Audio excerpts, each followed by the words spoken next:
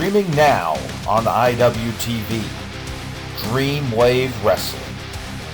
Check our schedule for future Dreamwave events set to stream live on IWTV. Watch over 60 Dreamwave Wrestling shows on demand anytime, featuring Christian Rose, Brittany Brooks, Colt Cabana, Hammerstone, Eric Cannon, and Vikingo.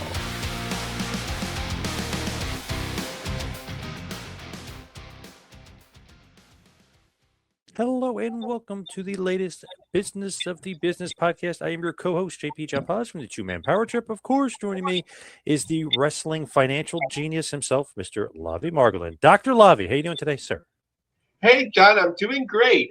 Really special day to kick it off with a guest. Gavin Bridge is returning for the trifecta, his third appearance, best known as the Fast Master. And when I saw his latest reports a few months ago that have only picked up momentum, I said, welcome back, champ. But welcome back, Gavin. Thank you. I'm really happy to be back. It's nice to, I know I was on like a inferred break, right, where I wasn't allowed to do anything. So it's nice to be able to kind of come back and be part of this again. Nice. Love it. So what is going on? What is the latest in the world of yourself and Fast and the Fast Master? So, well, the world is a little interesting. I did very well at Amazon for a while. I ran the studios, Amazon MGM Studios fast channels. So really working with library business and some partnerships with other companies where we'd package the channels together under a brand. Then that stuff moved in June last year. I stayed with the studio. We're supposed to be in this new team, creating like young adult content and all sorts of other things. With the turmoil that was going on there, and then that kind of, there was always someone leaving who needed to approve stuff. Then when they had their new head of TV come in, everything just kind of went to pot basically. So I was one of the many people there who were let go in the October wave. So I've been really digging back into Fast since then, with a different lens a little bit. It helps from being on the inside, sort of seeing how things worked, but also even the work I was doing in the summer on sort of audience consumption trends and sort of just like the massive split that we see going on between younger people and older people. Even something as like mundane as like, well, not to say the crimes are mundane, but a format like true crime, totally different needs and wants for how it's consumed, sort of applying that across the board. And you are seeing that even within the world of Fast, right? That there's, some people are chasing perhaps just sort of a total audience reach, which is a great number to have. You could be a TV set operator and say you have like 50 million or 100 million monthly users, but sort of if is that really what an advertiser wants? Is that the audience people need? And I think that's sort of the transformation we're seeing, is sort of like you can chase hours. You can chase hours by having a Dr. Phil channel or like, these recognizable brands. Law and Order does really well, right? Like, well, obviously Law and Order does well everywhere, but there's Law and Order channels across Fast now. Or you can start to sort of say, well, we want advertisers to be interested. How can we, get that audience in and then be able to sell more, interesting content to advertisers with the audience they want to reach, which I think is why you have me on today, partially at least. Yes, definitely, for sure. So as far as Fast, what's like the latest just as far as affecting the pro wrestling world and going on with pro wrestling right now with Fast? It's been quite interesting to see. There's definitely sort of like, there's different definitions of sort of Fast as well, right? So you could expand it a little bit and say it's bigger than what it looks like. So you've got the platforms, right? You've got a Peacock, which still has a Fast components and free channels. Surprisingly or not surprisingly, they just actually dropped, I think, their WWE channel, which makes sense. They don't really have much of the content there anymore. They only have like Saturday night's main event, so it kind of makes sense. But if then you have like the Tubi's, which is also AVOD and Fast. So Tubi's WWE deal is an on-demand deal. It's an AVOD deal. There isn't like an Evolve channel or anything like that, but they do have that content. You also got like these packaged channels on services like Samsung and Pluto, which I think NWA Power's on one of them. And like they have a sort of, Pluto has one that has Women of Wrestling and some other stuff that was out there, and they're packaged it together. WWE, so what I meant earlier when I was saying, like, depends on the definition of fast. WWE does have a number of live streams on YouTube, which, you know, technically is a live linear channel, but it's just not in a fast environment. Although you could argue it's a fast channel, it would just become a horrendous job to track every single linear stream on YouTube. I think that would kill anyone. I don't think AI is ready for that yet. But in terms of like the world of wrestling, we haven't yet seen like AEW launch a channel. We haven't seen, I mean, they took the Ring of Honor channel down when they took over Ring of Honor, because that used to exist. The TNA Impact channel is still going. Be interesting to sort of see what happens to that now that, you know, with how long the content was. I think it was windowed pretty quickly before. It may end up just being sort of a best of channel with the AMC deal. And then like we don't, you know, MLW doesn't have a channel, but there are like a number of, you know, almost like the collection channels. They're sort of like when ESPN would show the old, what was that one called? I wasn't from this country back then. The Vern Gagne's promotion. AWA. Yeah, they used to have all that right going on it. Interesting with the A's, the AAA Lucha Libre channel is still going. I'll be interested to see if that changes now that TKO owns half of it. But TKO does have a UFC channel that they launched about 2 years ago. So there's a bunch of different you know, directions it's kind of going in. I would imagine we'll be in a place one day perhaps where you, like, let's say AEW launched the channel, you have the pre-show for the pay-per-view on the channel, and then if you're especially on a platform that lets you order the pay-per-view directly, you could just pivot over to that. But we'll see. And there was the news this week that Lavie, being like the sleuth of the business wrestling world, even put me onto. With NXT, meaning? Yep. What's going on with that? Does that mean WWE wants to do more of this fast, or does that mean that they're dipping their toes with NXT and then they'll do a WWE channel? I think it could be a licensing type deal where CW is Nexstar is putting this thing together, much like there's the WWE biographies channel that A&E runs, and that's based off of all the shows that they've licensed from WWE, but that's under the A&E like programming distribution side. So the way that this has been distributed in particular makes me think it's a CW deal, because it looks like it's only exclusive to the CW streaming app, which in and of itself isn't one of the major fast players. Doesn't really have many exclusives. There's not really, if you're going to use it, it's fine, right? It has a lot of the channels that you would sort of find anywhere else, but there's not really, if you're already using a platform, you're not really going to use this platform. However, I think it's a genius move to have probably one of their biggest rated shows. What's it doing still, like 500, 600,000 a night when it's airing on NXT on CW. You create like a scarcity value on that, and you basically say you've got a kept audience, and you can say, hey, if you like NXT, the only place now to watch more NXT is the NXT channel, and it's on the CW app, and you should go there. So I would imagine they would, I mean, you could at least expect maybe 10% of that audience to at least try it. And as time goes on, I think, and perhaps word of mouth, and if they keep pushing it, it should grow. I think it's just a really interesting model, because you normally see people try and distribute everywhere. But if you do that, it's really hard to find something, which is like there's a discoverability crisis, not just in fast, but in all of streaming, right? But you've got channels, you've got like most services have 500, 600, 800 visible channels. So if you say to someone, hey, we're available on all these services, you've then got to hunt for the needle in the haystack. If you're saying you're only on one service, and they'll probably spotlight that because it's one of their, I would say, more premier channels, it's going to be a pretty easy grab. And then their overall goal, I would imagine, would be to actually draw people in and spend more time overall on the app watching other channels. But I think it's not really been done. But it's awesome because they have a captive audience, and they can push them into one place. It's interesting to look at like the graph of the channels itself, of all the fast channels. Seems like sports is kind of maybe unserved almost. It doesn't seem like there's a lot of sports out there. It depends on who you speak to with regards to sports. So yes, overall, right? Like you've got like maybe, what is it, like not even, just under 10% of channels across the major 9 platforms that I'll be tracking are sports. There are 7 or 8 of them, what I'd call like the major leagues, right, who have a presence, but they are obviously not putting away. They're not giving away the real good meat with that. They're not the stuff that costs billions of dollars to the broadcasters. These are more like supplementary channels that sort of further the experience. They'll have documentaries. I mean, the NFL channel or NFL Network's channel. No, that one's called the NFL channel.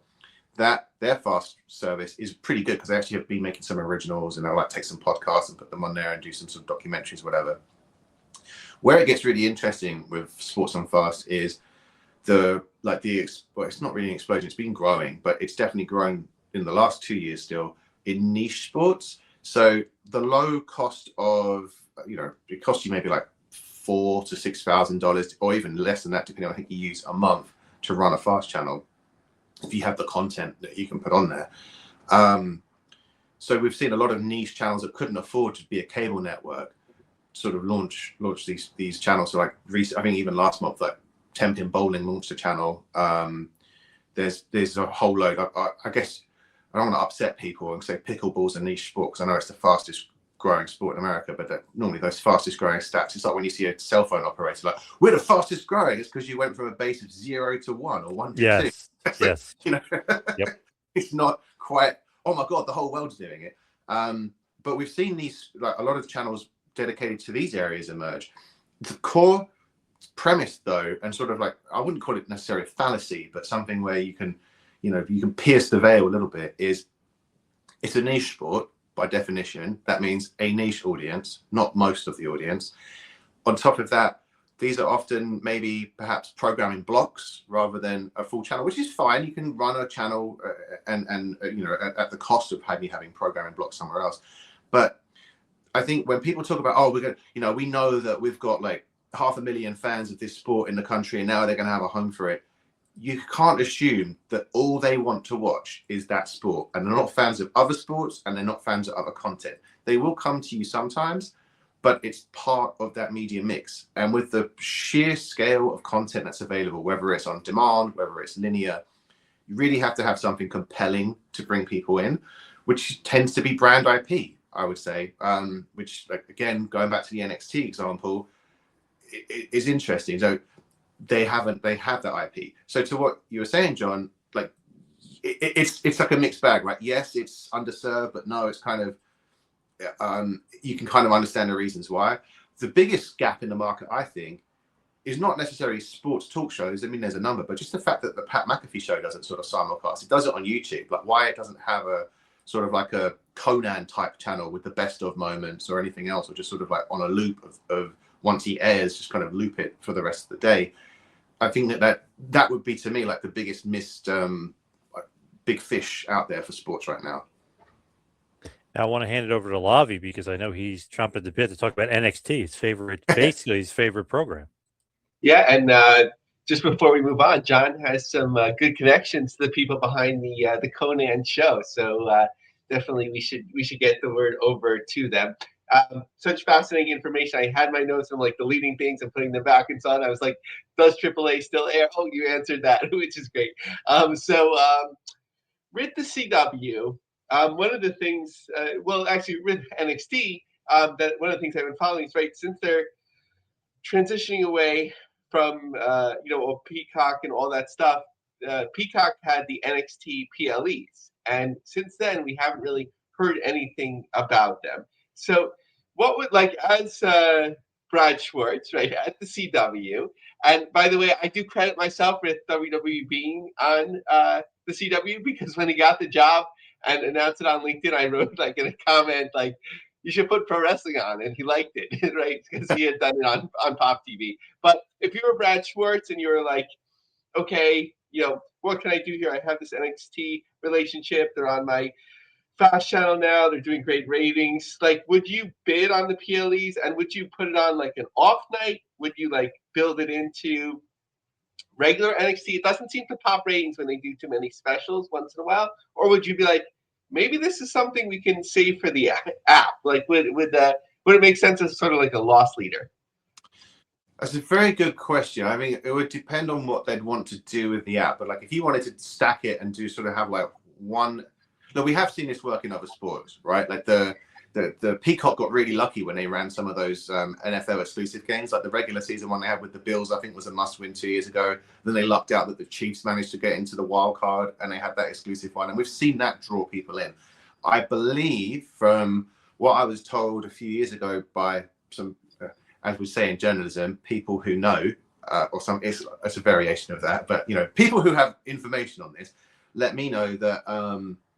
Peacock was really happy with the amount of signups that WWE was like kind of getting them, and plus like just the continued business that was coming from them having the PLEs at the time. I think that that also kind of helped fuel WWE's boom, really, right? Like you make it freely available, and it becomes more pop culture-y, because especially if you have a good product, you're able to access it, and you're like, oh yeah, that's cool, this is great, I know that guy, and like people who weren't spending even on the WWE network money, but people who definitely were balking at the pay-per-views. When it's one thing to make people buy something for a particular reason, but when it's part of a wider, offering, it becomes a great value add. So depending on what the CW's plans were for their app, if they were planning to sort of have more, like trying to make it a destination, I think putting a NXT premium live event on there or two would make sense as a loss leader.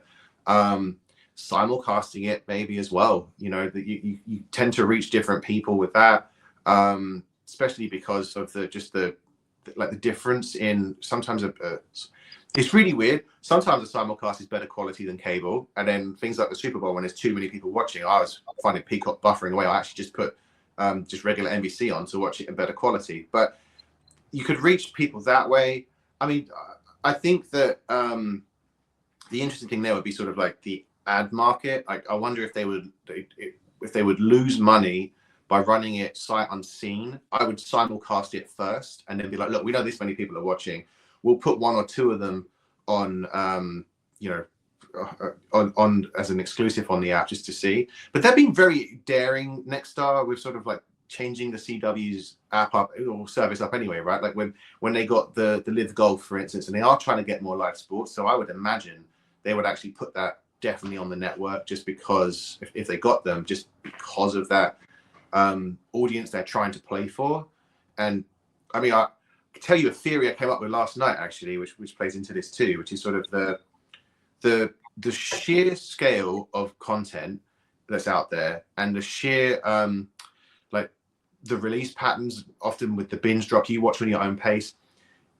That's all well and good for consumers, but live sports, and I include wrestling within that, because it's just as you're scripted, but like it's still unpredictable unless you know the finish. So live sports is the only true mass watch compelling thing left.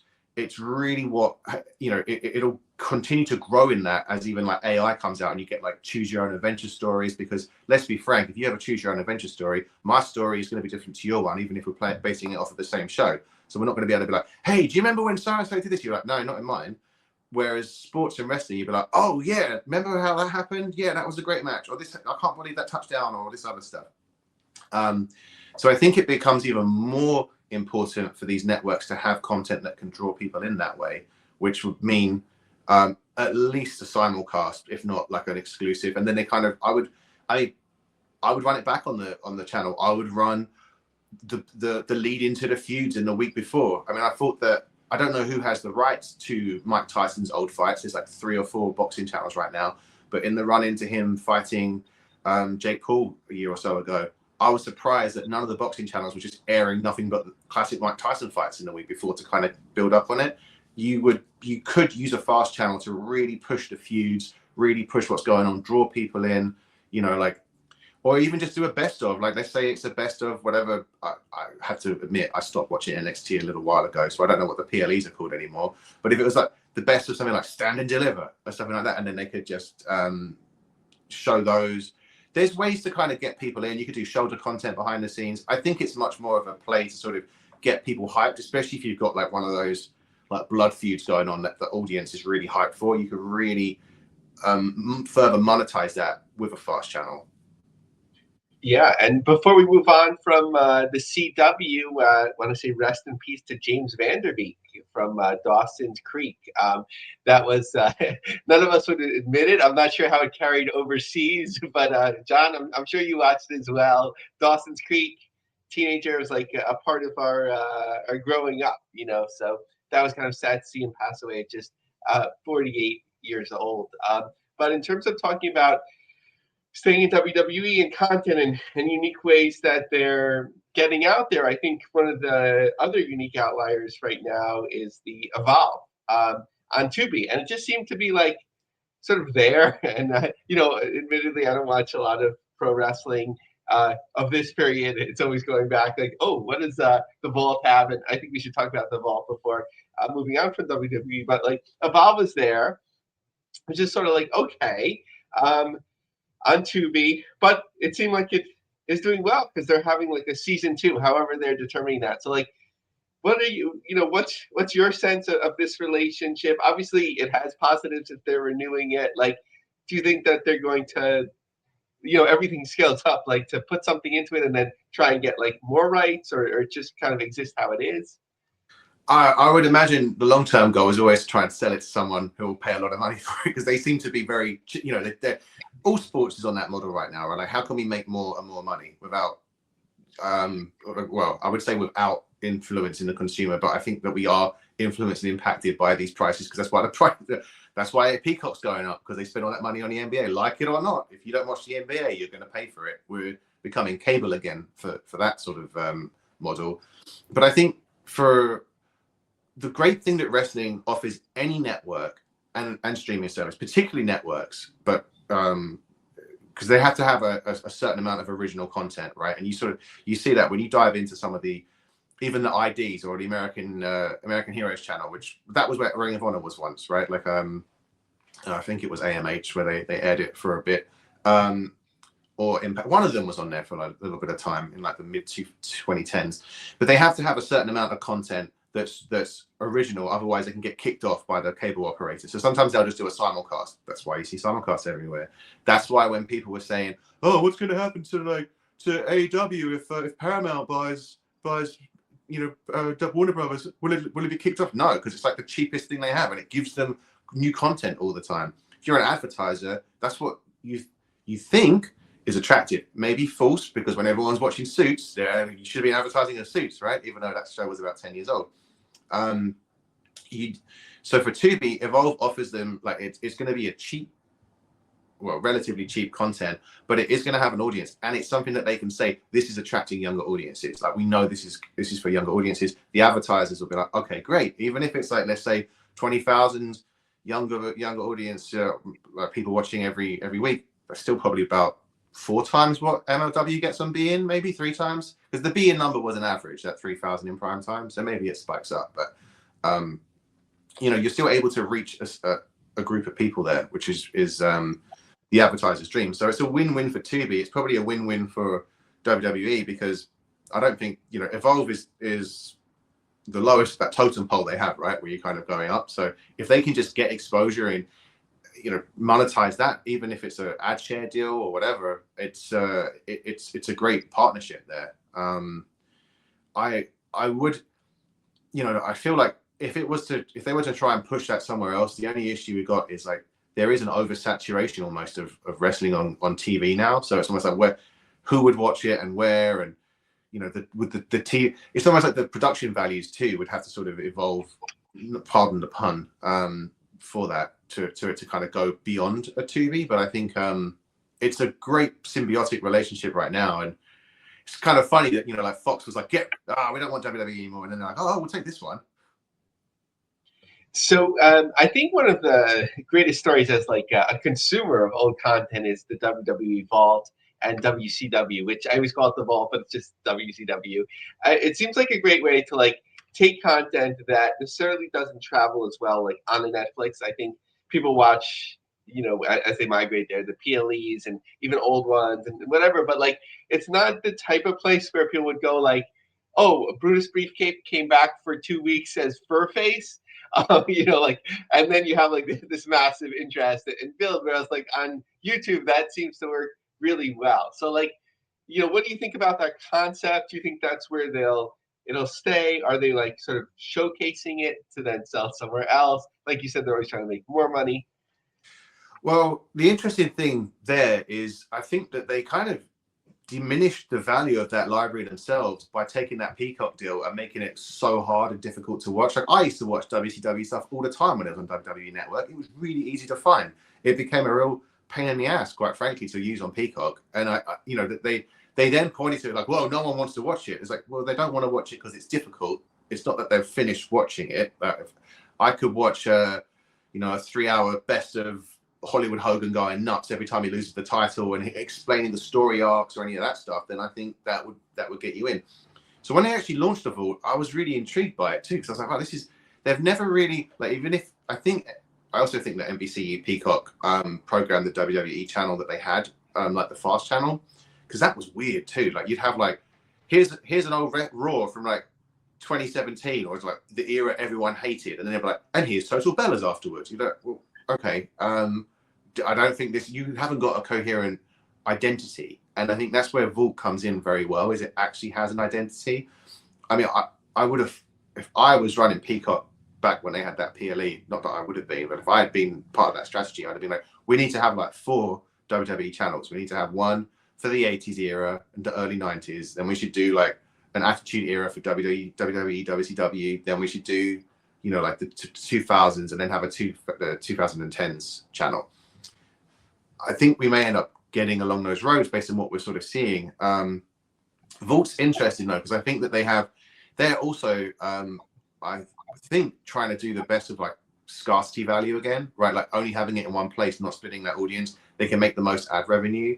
If you go into multiple places, you may end up cutting that revenue out a little bit. I mean, it's definitely something that even I was thinking about last year. I was like, oh, is there a way and maybe like launch a channel version of this, but like it's sort of like we have integrations with shopping and all this stuff. But there's a lot of effort into that. Right now, this is a very low value thing.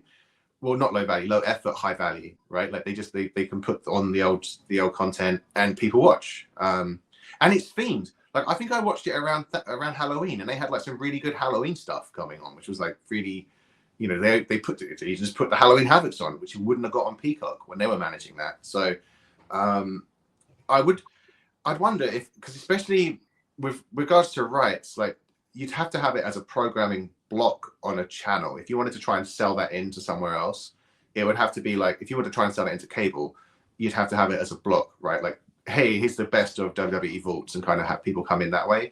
But I think they'll make enough money from the YouTube partnership, just from like the ad split, that it's really worth their time to do it. Maybe they could go onto 1 or 2 of the major platforms if they were going to be featured and pushed. The core thing there is like, WWE's also always been one of the biggest people on YouTube, like in terms of sport. I remember reporting on that. I think I did a chart for Variety once that was in the magazine on that in like 2021, 2022. They're able to take advantage of that natural, massive brand fandom that they've already got built and just push that into Vault. If they put that onto a new platform, that doesn't travel with them. So you've kind of got this much easier, hey, you love WWE? Hey, why don't you see this? Oh, you want to see some old John Cena? We've got nothing but John Cena this month. Or you want to see how, what Seth Rollins used to do before the Vision? We can deep dive into that. It's a little bit more difficult until you can do something which is, I think, called like just like hyperlinking, believe it or not, into channels. If you can search and just like click a button and it launches that channel, even if you're not in the app, then you could potentially do that for like a Pluto or a Tubi or anything else like that. But for now, I think from a linear basis, they're probably making enough money from YouTube that they're like, why split this up? Why take on the hassle of having multiple feeds or multiple partners? We have one, we can manage this like quite quickly. So I have kind of a broad final question before turning it over to John. So outside of WWE, what do you think are some of the major media disruptions, stories, things that are happening that, unless we were as knowledgeable as you are to, keep track of these things, that we should be on the lookout because they may affect, pro wrestling distribution financially, into the near future? Yes, fascinated you like read my mind, because I've begun to do like a lot of black swan analysis, which I think it's just really fun, because you can pick stuff and be like, it probably won't happen, but if it does, the whole world's going to change. Like what could happen? And I think there's two that really stand out. One is the use of AI, like how like Sora was able to sort of create content, and then like Disney's going to, I think ultimately maybe put Sora stuff into Disney is what they've said. You could then go in and be like, hey, I want to see Star Wars and I want to see blah, blah, blah. These people interact, and then you get to watch your kind of mini episode. I do wonder, if I was WWE, I would be trying to make a way to license it so I could be like, right, for the real fans, the hardcore fans, we never got to see like Bret Hart versus Bryan Danielson. Let's do it. We can program this. So obviously you got to pay them some royalties based off of their likeness and stuff. But I think with Gen AI, you could end up going down a road where you could create your own dream matches and not have to play them on a WWE video game, and have it look like real life, basically, right? You could have CM Punk versus old CM Punk, like in the new commercial. So I think that potential commercial use of AI would be fascinating. It would change things a little bit. I mean, pay a subscription fee, I'd imagine, to use that, but I'd probably use it for a little bit at least. I'd be like, you could do anything, which would be really, really cool. The second one really stood out to me is this is a true Black Swan event. It may or may not happen, but just the general adoption of younger audiences and younger generations for doing voice search, even like whether it's on AI, right? You use ChatGPT, they speak into it rather than do it. Siri. We're training this generation to not use search guides, to not use electronic programming guides, to not use text-based engines. And there may come a tipping point by like 2030, 2032, where this generation is like, we don't type. We don't look at text answers. We verbalize. That will have massive repercussions for discoverability and how content is even like found and spread. And to me, that's like it's a pie in the sky, kind of sounds crazy now sort of thing, but it's definitely one to sort of look out for elements of that creeping in, which I think when you look backwards, you're like, well, we are training them to never use text, right? We're training them to only use voice and to rely on visual responses and audio responses. So I think that could be fascinating to sort of see how that influences every facet of entertainment.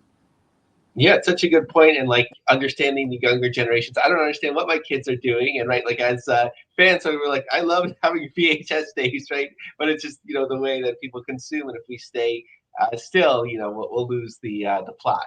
So, John. So, Gavin, where can everybody find and follow you and see what you're up to?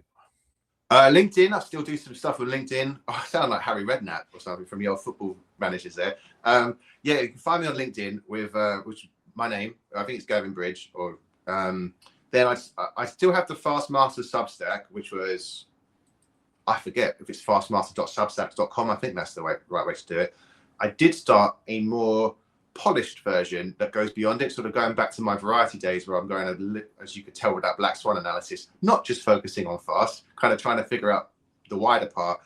That can be found at fastmaster.media. So that'd be like the three main ways, depending on what you want. I mean, LinkedIn's probably the best place to follow because that's where I post some charts and stuff. If you want to read a ton of stuff on, AI search changing things, and then the other options will be there. All right. Awesome stuff. Gavin, thank you so much for all the time. I really appreciate it. Love having you back on. Oh, well, let's hope that they do more changes in the world soon and come back again. But thank you very much for having me. Awesome, Gavin. Thanks. Tony Khan just has to take your advice for starting the AEW Fast channel, and then we'll be off and running. I wish I still had a direct line to him, but Thank you, Gavin. Take thank care. you. All right, Lavie, let's get to the news. Let's talk about TNA. What's going on with TNA and some Blast? What's going on? Yes, so our friends at Body Slam, Ryan, with the exclusive recently about something that we had been following last year, the Super Slam in Qatar, or Qatar, as people would say. I still go with the latter. Qatar Pro Wrestling is actually rebranding to Q Pro Wrestling, which is really interesting. No one will know what the Q stands for, right? So like the X in XFL. So I'm going to read an excerpt here from that reporting. Back in November, Body Slam exclusively reported that TNA and QPW would be collaborating on a super show that was called The Highest the largest project in the history of both companies. Now we have more details. A source close to the situation exclusively tells BuySlam that the stars of TNA and QPW will be teaming up on Saturday, May 1st in Doha for a continuation of the Super Slam with number 4. The source also confirmed that the show will air on TNA Plus, Triller Plus. It was delayed from back in February. TNA was trying to be a good partner with WWE, not cross over anything related to WrestleMania. I'm not sure exactly why that would interfere at that time, but perhaps. About 2 weeks ago, QPW announced they'd be going by the corporate name, like I just mentioned. TNA previously sent Mustafa Ali, Nick Nemeth, and Matt Cardona to represent them at the event. But in my side, more interestingly, one of the Anthem executives that never goes, as far as I'm aware, is never really quoted or on screen talking about pro wrestling was in attendance last time. I'm just trying to Google his name to or go to their website quickly to remember it, and I'm almost there. That is Niral Merchant, the Chief Financial Officer. So interesting to see the CPO being present at the Qatar show last year and even quoted in some media, or I forgot if it was a press release. So that's that. Now, TNA has always been good about like coming up with distribution deals. So now they are in Blast TV in the Philippines. So I asked Grok just to get some perspective on what this means. So actually, we didn't have a chance to talk with Gavin about it, but Blast TV is actually a fast channel itself. It's also an OTT channel in the Philippines. It reaches audiences through different distribution streaming partnerships, and its reach has only grown. There are about 3 million broadband subscribers, 15 million total mobile subscribers, and so on that could get it. This gives Blast a potential household reach of 5 to 7 million, factoring in an overlap. Active viewership is likely lower, of course. Blast TV's content is distributed via partnerships to over 400 provincial cable operators. That's impressive, John. Like, I thought cable TV was a mess here in the U.S. 400 in the Philippines. Whoa. No public data on exact average users. TNA's previous experience in the Philippines. TNA had sporadic but notable exposure in the Philippines. In 2019-2021, Impact aired on Tap Edge, a 24-hour paid TV channel owned by Tap Digital. It marked TNA's return to the Philippines at that time. As a paid channel distribution provider like Sky Cable, Cigna, and others, its reach was limited to 500,000 to 1 million. Viewership data is scarce, but paid channels like this typically average low single-digit ratings, a 1% audience. So let's say it was 1 million, so maybe 1,000 people watch. Is that 1%? So compared to free-to-air networks, lifetime exposure, TNA's earliest known deal dates back 22 years when they aired on TV5, a major free-to-air network. So interestingly, their biggest exposure was in the early days, the Asylum years. And where does WWE now air? On TV5. And it's actually, of course, a highly rated program. TV5 has a 14% audience share. It's the 4th largest network. WWE potentially accesses 8 to 10 million people. They also stream their PLEs on Netflix since January. Their overall reach is high, combining free TV with streaming, so mass market and younger viewers. It has AEW air. AEW has Dynamite and Rampage on Premier Sports, a 24-hour sports channel. They have pay TV in the Philippines as well, and they have limited streaming, also via Tap. So that's TNA in the Philippines and in Qatar. Now let's move on to their live events. As we're recording this, tonight is No Surrender at February 13th. They've been promoting a lot, 30% off tickets, but looks like generally they're doing well.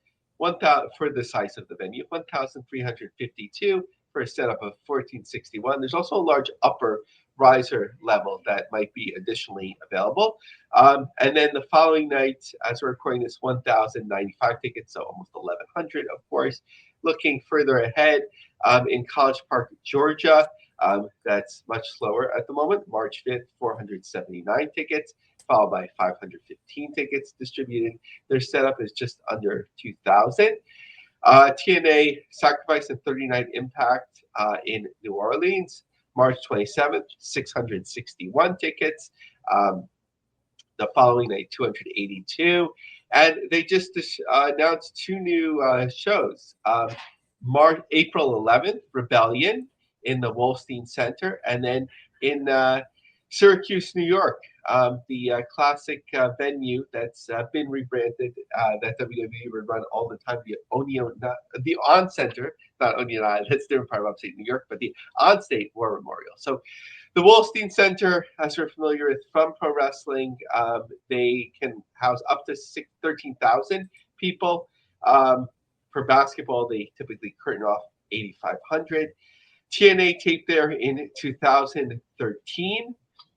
There's also been tapings more recently, WCW events there in the 90s. The On Center, also known as the Upstate Medical University Arena, TNA will be there. So that's a 7,000-seat multi-purpose arena. It's commonly used for hockey, like the Syracuse Crunch AHL team. So that is the TNA announced schedule thus far. As we talked about a few weeks ago, Full Sail had referenced potentially more tapings there. Perhaps that's aspirational. And again, I think a story that's been mostly covered by others is the continued rise of the TNA ratings. I don't know. I think it's partly due to the changes that Nielsen's undergoing. First, it was kind of felt punitive for wrestling. Now it's catching up a little bit and moving up. But I think also the first TNA show was so badly promoted and advertised, it ended up being a good thing because people are finding the show, which is kind of unique because the first premiere is often the highest rated for wrestling. What do you think is affecting the ratings, John? I guess in partly due to the fact that obviously when the NFL is around, obviously that tends to, and other sports tend to hurt it a bit. But to me, I guess the way that they're calculating the data now is more advantageous for wrestling. It just seems like it's definitely not the booking got better and all of a sudden it went up. It's obviously they must be hitting the right homes now. That's a great point. I wasn't thinking about the NFL. So on Thursday nights, where does the NFL usually air? On ESPN or Amazon Prime? Amazon Prime. Okay, and that was like into the first week. Did that cross over to the first week of TNA on AMC, or were we? No, nope. They're already in the playoffs at that point. Okay, but just before that, not as far as TNA and AXS. I mean, not as far as TNA and AMC and TNA and AXS and stuff. Definitely, Amazon Prime used to do pretty well with the NFL, obviously. Yeah, I guess it's like putting the audience into the ecosystem, right? Because the NFL eats up so much of that. So that makes a lot of sense. Anything else we should talk about with TNA, John? Not really. I was kind of just curious with GCW. I was kind of curious. You were asking Brett a bunch of questions. What's going on? Are you going to Vegas? That's what I was kind of wondering. I'm not going, but I was curious because Brett had tweeted out that Joey Janela's spring break is creeping closer and closer to 1,000 tickets sold, and we are only a few weeks into February. And because there's only 7 rows that were available, and I think it will kind of sit with that, in terms of reserve. So I asked, how much GA standing room space are we talking?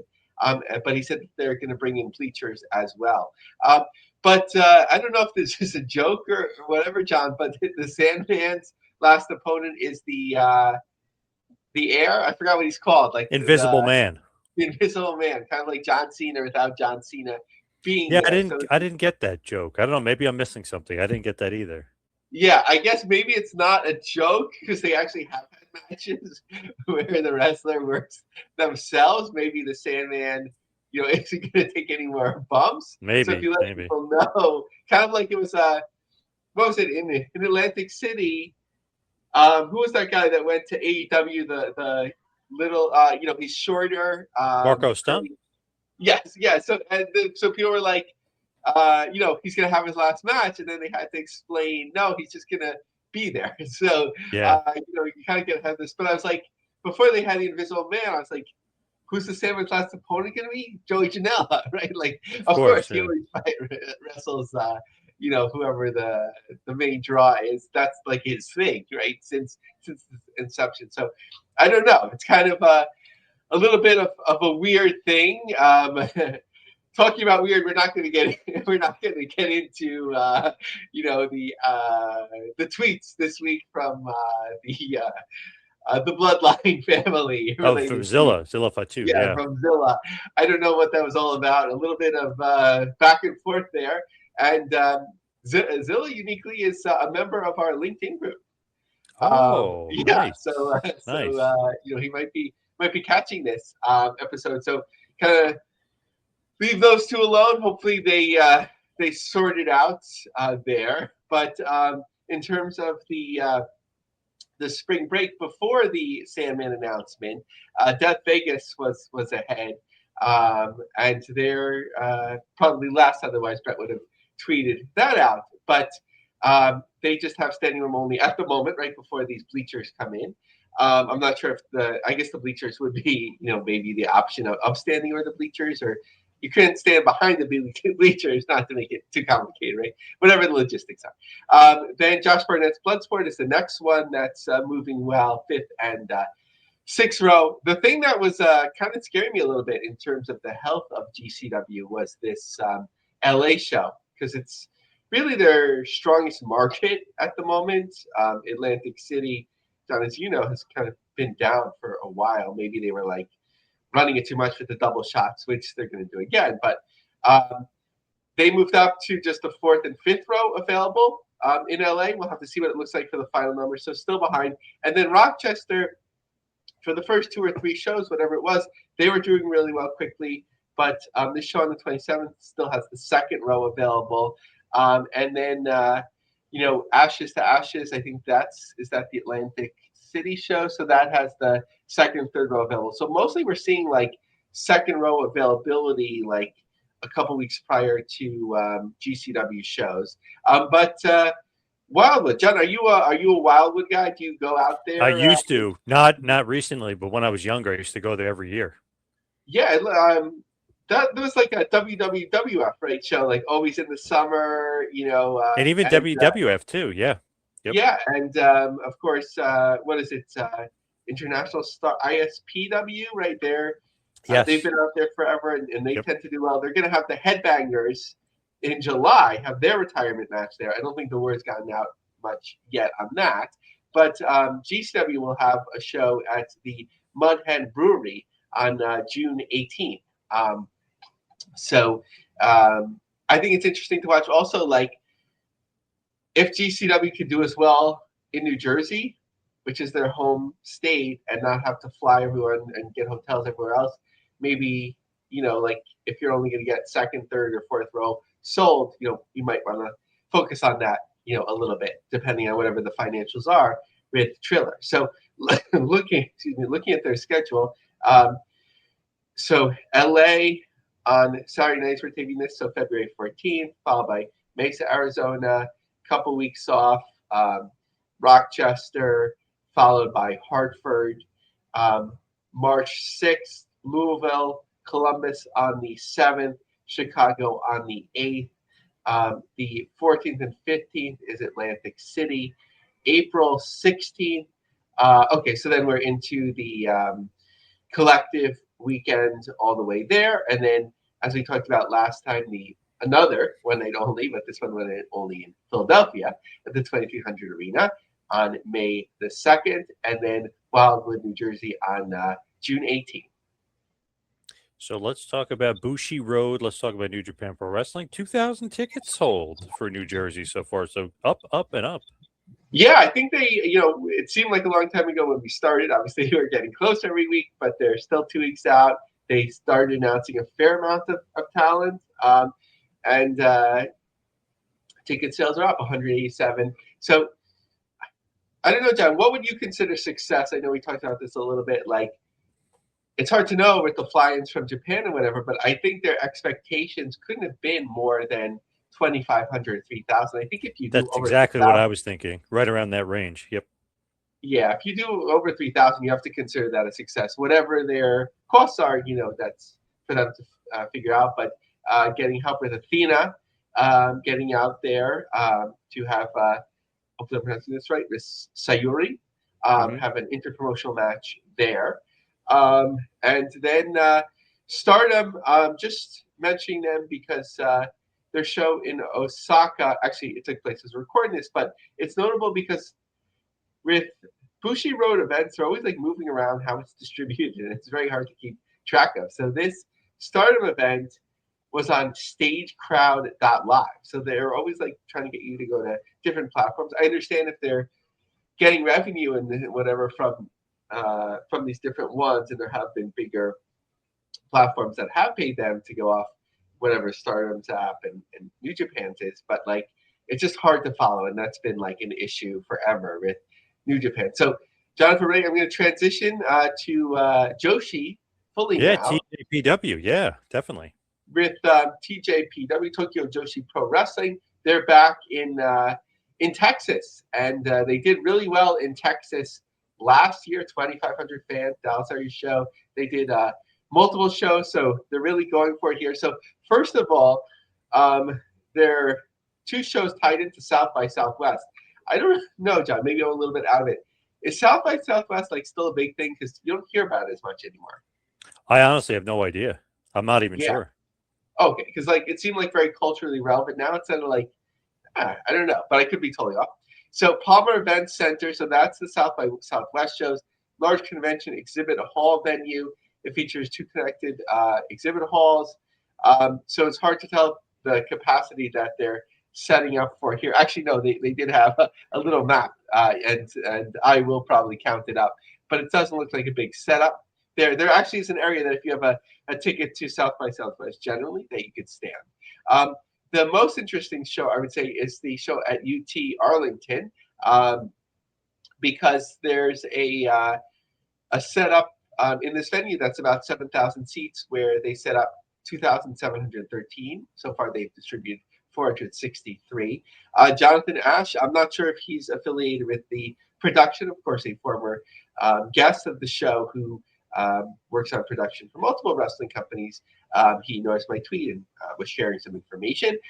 He was very optimistic about it, that since they drew last time 2,500 in the Dallas area, but it was in a small town, it was outside the Metroplex. So I think, like, I would think about it as a case study and see what you think, John. Like, I think sometimes, though, it doesn't lead to more fans. There's sort of like a pent-up demand where it's like, we'll go anywhere to see it. And once they've seen it, like, they might return. It might be like, I'm full. But necessarily running a better venue, more in the heart of the city, it doesn't always help, because it's like you're drawing the super fans that are kind of like on the periphery. And at least for the first time, they'll kind of go anywhere. Yep, I agree. Speaking about going anywhere, what about MLW? Chicago seems to be sold out again. Yeah, so MLW, again, they continue to move it along with their productions. That's, they fill up these venues. Chicago has been a good one for a while, so they added the Azteca Lucha show. I seem to be ahead of them by a day, right? They post on Eventbrite. I guess they don't. Maybe there's not an option. Maybe they don't hide the event before they're ready to announce it, and then I catch it and share it for whatever that's worth. But March 14th in Atlanta, April 12th in Charleston, June 11th in New York City. The April 12th show in Charleston looks to be moving along well. Center Stage is starting to blip out the tickets as well. So I think they, at least in terms of venue size and cities and whatever, they seem to have that momentum going. I think given the talent and the production required, my speculation, without having any information, my speculation is that it's a cost. You're not making money on the road with this type of talent and production, but certainly choosing the right venue and filling it up is a good idea. Hopefully, Charleston will be lit better than it was last time, if that's an option. I'm not sure because I haven't watched some of their other shows in a while, how that comes across in terms of streaming and on television. Finally, here and there, little West Side Gun to kick things off. Yeah, John, I like first I was like West Side Gun followed by Little Person Wrestling, and I was gonna keep them in their own category, but I was like, John likes that here and there, so we got to keep it going. Yes. So West Side Gun, not to call him out, but he talks a lot, and he's been doing some things in wrestling, but he seems to talk more than he does things. But it gave us some insight into what he's doing. So he had an interview with XXL, the urban magazine or media platform. I have my Fourth Rope company, Black-owned independent wrestling, that's going crazy. Our shows are called Heels Have Eyes. It was just one of those things where I wanted to co-brand with Griselda Records and Fourth Rope, putting a lot of people onto Fourth Rope that weren't familiar with it. I figured let me just start a new series. I was spending, so talking about his fandom, and this is sort of like an exclusive, I guess, from XXL, but one that I shared with the wrestling community. I was spending 6 figures a year alone just to sit front row, but I was studying. I was analyzing. I was going backstage, meeting the wrestlers, and I started building a relationship till WWE kicked them out, right?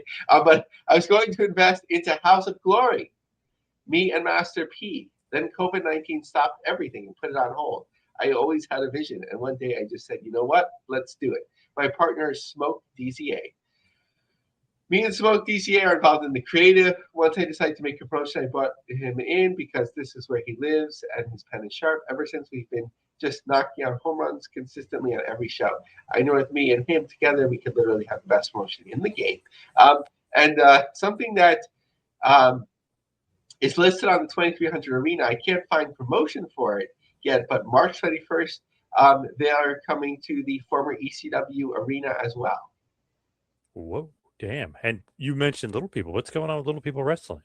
Yeah, so John, a story that we bring up every once in a while. I'm not sure what more can be said about it, but it's an important thing to keep on the radar. First, it was an article on Business Insider, and then I realized it was a press release. So take that for what it's worth, but I do feel that it accurately, generally reflects things. With 400 to 500 shows a year, most of them sold out to over 1,000 fans every single night, and big-time performers like Microman, Octagon, Cito, Suki, and other Lucha Libre from Mexico, Extreme Dwarfinators is providing that Dwarfinator wrestling is becoming an unstoppable force. One of the biggest dwarf wrestling shows, known as Midget Wrestling, is excited to announce that attendance of its live shows has hit record highs as the popularity of Dwarfinator wrestling grows. In the past year alone, the international group held 400 shows with crowds of 500 to 3,000 fans. Celebrate the success of hundreds of shows and growing popularities. It's expanding its tour schedule. They prepared an array of action-packed year-round shows. The shows bring you closer to the same energy of Raw. Palm Springs fan, unforgettable night of wrestling and Lucha Libre. So, it is awkward to talk about, wrestling that's centered on a person's challenge height due to diagnoses. But at the same time, the wrestlers, they are doing it. It gives them a form of income. It just, I don't know, John, it just hits different to me. The Lucha Libre, division, it doesn't feel weird to me, maybe because it's not specifically carved out, but something about using these names and that sort of focus, it just doesn't feel right. But from a business perspective, obviously they're doing very well. Yeah, nice. Good for them, for sure. So let's wrap up this bad boy, head towards the plugs. Thank you to Gavin. Thank you to Lavie. Thank you, everybody out there, for listening. You can follow me on Twitter and Instagram at 2Man Power Trip. How about you, Lavie? So follow me on X, Lavie Marg, LAVIE-MARG. I had some big follow additions recently, which is cool. So some credit. And join our LinkedIn group, The Business of the Business, and support my authorship. Trump Mania, Vince McMahon, WWE, and Making America's 45th president. Nice. Love it. Thank you, everybody out there, for listening. We'll see you right back here next week for a little business of the business. See you next week, folks.